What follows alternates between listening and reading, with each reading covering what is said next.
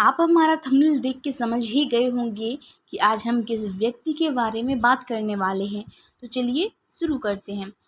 अपर्णा बिष्ट उत्तर प्रदेश की एक सक्रिय राजनेता और कार्यकर्ता हैं।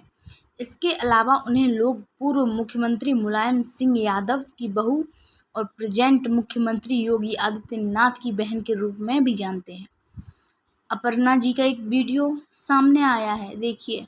ये तो देखिए ये सर्वविदित है। इसमें कोई मैं शास्त्र संबंधित बात कर रही हूँ, इसमें कोई मैं ऐसी बात कर नहीं रही हूँ कि वो है। हाँ, यदुकुल में क्योंकि उनको जो है बड़ा किया गया, उनका पालन पोषण किया गया, तो वो यादवों के भगवान यदु सम्राट हुए।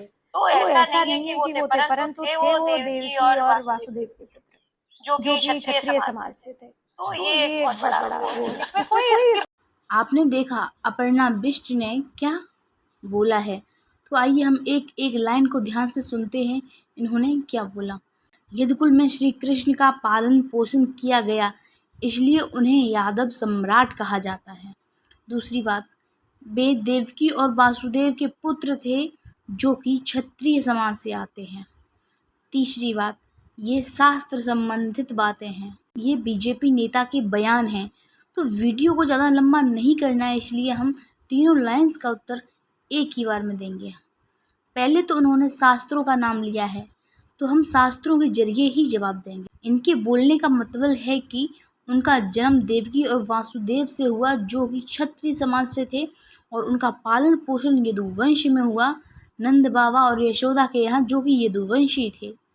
तो अपर्णा बिष्ट की ये बात सही है कि उनका पालन पोषण यदुवंश में हुआ, क्योंकि नंद बाबा यदुवंशी थे। विष्णु पुराण, हरिवंश पुराण, श्रीमद् भागवत महापुराण यदुवंश की वंशावली दी गई है। नंद बाबा और वासुदेव की वंशावली है। नंद बाबा के पिता का नाम पार्जन्य और वासुदेव के पिता का नाम सूरसेन था। दोनों ही यादव राजकुमार थे और इन दोनों के पिता देवमीर थे और देवमीर के पूर्वज महाराज यदु थे, जिनसे यदुवंश चला। तो श्री कृष्ण का जन्म और पालन पोषण दोनों ही यदुवंश में हुआ है, क्योंकि नंद बाबा और वासुदेव दोनों चचेरे भाई थे। अब ये बात भी अलग से क्लियर कर दे रहे हैं कि यादव ही संसार के सबसे पहले क्षत्रिय है। क्षत्रिय जो कि एक वर्ण था, हमारे तीनों योगों में क्षत्रिय एक वर्ण के रूप में जाना गया है, कि 2014 के बाद एक जाति बन गई है, कि तीनों योगों में एक वर्ण था जिसमें अनेकों जातियां आती थीं। जब श्री कृष्ण का जन्म देने वाले और पालने वाले दोनों ही माता पिता यदुवंश से ही थे, तो बीजेपी नेता अपर्णा बिष्ट का ये बयान कि श्री कृष्ण सिर्फ यदुवंशी के यहाँ पले थे, उनका जन्म यदुवंशियों में नहीं हुआ, ये एक शास्त्र विरोधी और धर्म विरोधी बात है।